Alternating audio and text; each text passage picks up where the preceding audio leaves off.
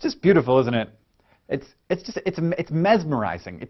It's double helix exciting. You really can tell just by looking at it how sort of important and amazing it is. It's pretty much the most complicated molecule that exists, and potentially the most important one. It's so complex that we didn't even know for sure what it looked like until about 60 years ago. And so multifariously awesome that if you took all of it from just one of our cells and untangled it, it would be taller than me. Now consider that there are probably 50 trillion cells in my body right now. Laid end to end, the DNA in those cells would stretch to the sun not once, but 600 times.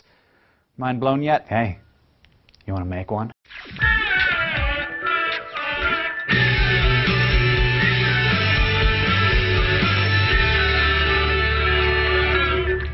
Of course, you know, I'm talking about deoxyribonucleic acid, known to its friends as DNA. DNA is what stores our genetic instructions, the information that programs all of our cells' activities. It's a 6 billion letter code that provides the assembly instructions for everything that you are. And it does the same thing for pretty much every other living thing. I'm going to go out on a limb here and assume that you are a human, in which case every body cell that you have, or somatic cell, in you has 46 chromosomes, each containing one big DNA molecule. These chromosomes are packed together tightly with proteins in the nucleus of the cell. DNA is nucleic acid, and so is its cousin, which we'll also be talking about, ribonucleic acid, or RNA. Now, if you can make your mind do this, remember all the way back to episode 3, where we talked about all the important biological molecules, carbohydrates, lipids, and proteins.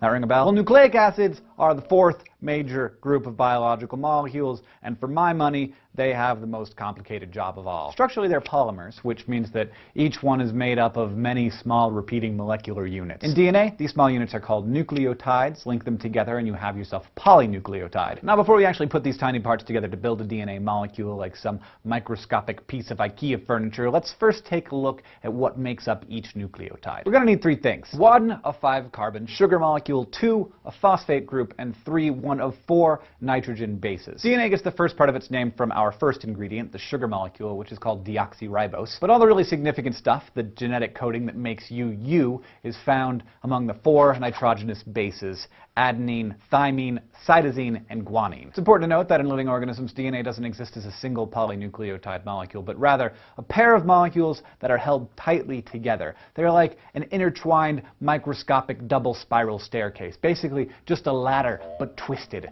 the famous double helix. And like any good structure, we have to have a main support. In DNA, the sugars and phosphates bond together to form twin backbones. These sugar-phosphate bonds run down each side of the helix, but chemically in opposite directions. In other words, if you look at each of the sugar-phosphate backbones, you'll see that one appears to be upside down in relation to the other. One strand begins at the top of the first phosphate, connected to the sugar molecule's 5th carbon, and then ending where the next phosphate would go, with a free end at the sugar's 3rd carbon. This creates a pattern called 5' and 3'. I've always thought that the deoxyribose with an arrow, with the oxygen as a point, it always points from 3' to 5'. Now on the other strand, it's exactly the opposite. It begins up top with a free end at the sugar's 3rd carbon, and then the phosphates connect to the sugar's 5th carbons all the way down. And it ends at the bottom with the phosphate, and you've probably figured this out already, but this is called the 3' to 5' direction. Now it is time to make ourselves one of these famous double helices. These 2 long chains are linked together by the nitrogenous bases via relatively weak hydrogen bonds.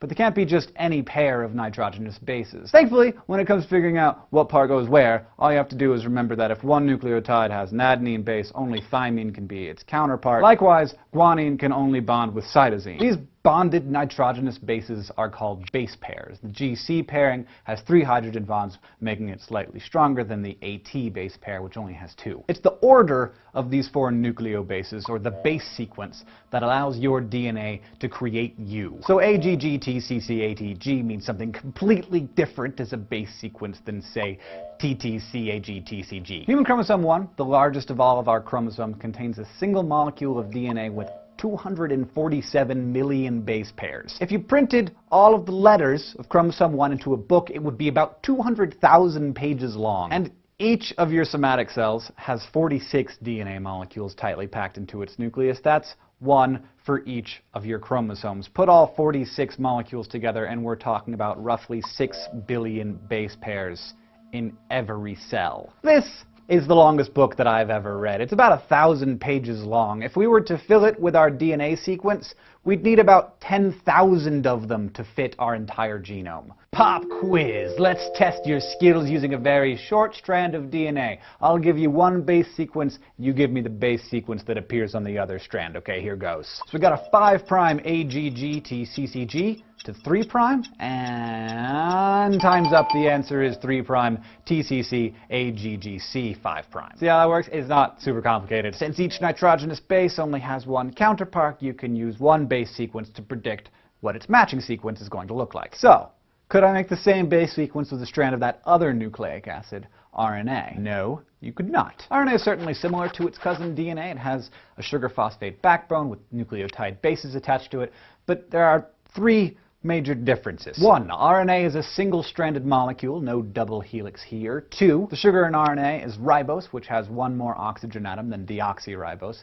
hence the whole starting with an R instead of a D thing. And finally, RNA does not contain thymine. Its 4th nucleotide is the base uracil, so it bonds with adenine instead. RNA is super important to the production of our proteins, and you'll see later that it has a crucial role in the replication of DNA. But first,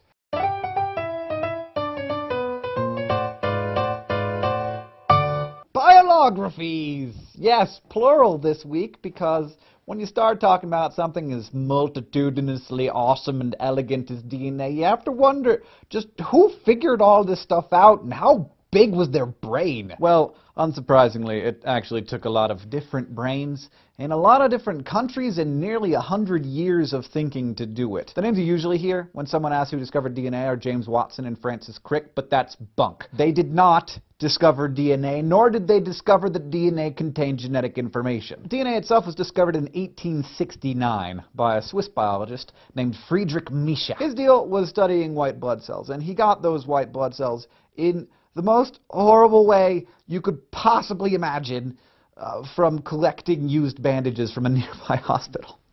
For science, he did it. He bathed the cells in warm alcohol to remove the lipids, and then he set enzymes loose on them to digest the proteins. And what was left after all of that was this snotty gray stuff that he knew must be some new kind of biological substance. He called it nuclein, what was later to become known as nucleic acid. So Miescher didn't know what its role was or what it looked like. One of the scientists who helped figure that out was Rosalind Franklin, a young biophysicist in London nearly 100 years later. Using a technique called X-ray diffraction, Franklin may have been the first to confirm the helical structure of DNA. She also figured out that the sugar phosphate backbone existed on the outside of the structure. So why is Rosalind Franklin not exactly a household name? Well, 2 reasons. 1, unlike Watson and Crick, Franklin was happy to share data with her rivals. It was Franklin who informed Watson and Crick that an earlier theory of a triple helix structure was not possible. And in doing so, she indicated that DNA may indeed be a double helix. Later, her images confirming the helical structure of DNA were shown to Watson without her knowledge. Her work was eventually published in Nature, but not until after 2 papers by Watson and Crick had already appeared, in which the duo only hinted at her contribution. Even worse than that, the Nobel Prize Committee couldn't even consider her for the prize that they awarded in 1962 because of how dead she was. The really tragic thing is that it's totally possible that her scientific work may have led to her early death of ovarian cancer at the age of 37. At the time, the X-ray diffraction technology that she was using to photograph DNA required dangerous amounts of radiation exposure, and Franklin rarely took precautions to protect herself. Nobel Prizes cannot be awarded posthumously. Many believe that she would have shared Watson and Crick's medal if she had been alive to receive it. Not only know the basics of DNA structure, we need to understand how it copies itself, because cells are constantly dividing, and that requires a complete copy of all that DNA information. It turns out that our cells are extremely good at this. Our cells can create the equivalent of 10,000 copies of this book in just a few hours. That, my friends, is called replication. Every cell in your body has a copy of the same DNA. It started from an original copy and will copy itself trillions of times over the course of a lifetime, each time using half of the original DNA strand as a template to build a new molecule. So, how is a teenage boy like the enzyme helicase? They both want to unzip your genes. Helicase is marvelous, unwinding the double helix at breakneck speed, slicing open those loose hydrogen bonds between the base pairs. The point where the splitting starts is known as the replication fork. It has a top strand called the leading strand, or the good guy strand as I call it, another bottom strand called the lagging strand, which I like to call the scumbag strand, because it is a pain in the butt to deal with. These unwound sections can now be used as templates to create two complementary DNA strands, but remember, the two strands go in opposite directions in terms of their chemical structure, which means that making a new DNA strand for the leading strand is going to be much, much easier than for the lagging strand. For the leading, good guy strand, an enzyme called DNA polymerase just adds matching nucleotides onto the main stem all the way down the molecule. But before it could do that, it needs a selection of nucleotides that fill in the section that's just been unzipped. To get started at the very beginning of the DNA molecule, DNA polymerase needs a bit of a primer, just a little thing for it to hook onto so that it can start building the new DNA chain. And for that little primer, we can thank the enzyme RNA primase. The leading strand only needs this RNA primer once at the very beginning, then DNA polymerase is all, I got this, and it just follows the unzipping, adding new nucleotides to the chain continuously all the way down the molecule. Copying the lagging, or scumbag strand is, well, he's a frickin' scumbag. This is because DNA polymerase can only copy strands in the 5' 3' direction, and the lagging strand is 3' 5'. So DNA polymerase can only add new nucleotides to the 3' end of a primer, so maybe the real scumbag here is the DNA polymerase. Since the lagging strand runs in the opposite direction, it has to be copied in a series of segments. And here that awesome little enzyme, RNA primase, does its thing again, laying down an occasional short little RNA primer that gives the DNA polymerase a starting point to then work backwards along the strand. This is done in a ton of individual segments, each 1,000 to 2,000 base pairs long, each starting with an RNA primer. These are called Okazaki fragments, after the couple of married scientists who discovered this step in the process in the 1960s. And thank goodness they were married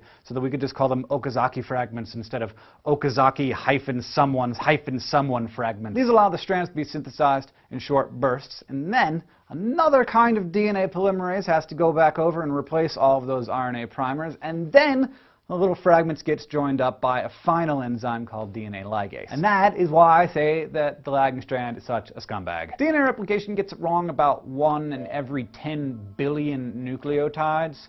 But don't think your body doesn't have an app for that. It turns out that DNA polymerases can also proofread, in a sense removing nucleotides from the end of a strand whenever they discover a mismatched base. Because the last thing we want is an A when it would have been a G. Considering how tightly packed DNA is into each one of our cells, it's honestly amazing that more mistakes don't happen. Remember, we're talking about millions of miles worth of this stuff inside us, and this, my friends, is why scientists are not exaggerating when they call DNA the most celebrated molecule of all time. So you might as well look this episode over a couple of times and appreciate it for yourself. And in the meantime, gear up for next week when we're going to talk about how those 6 feet of kick-ass actually make you you. Thank you to all the people here at Crash Course who helped make this episode awesome. You can click on any of these things to go back to that section of the video if you have any questions. Please, of course, ask them in the comments or on Facebook or Twitter.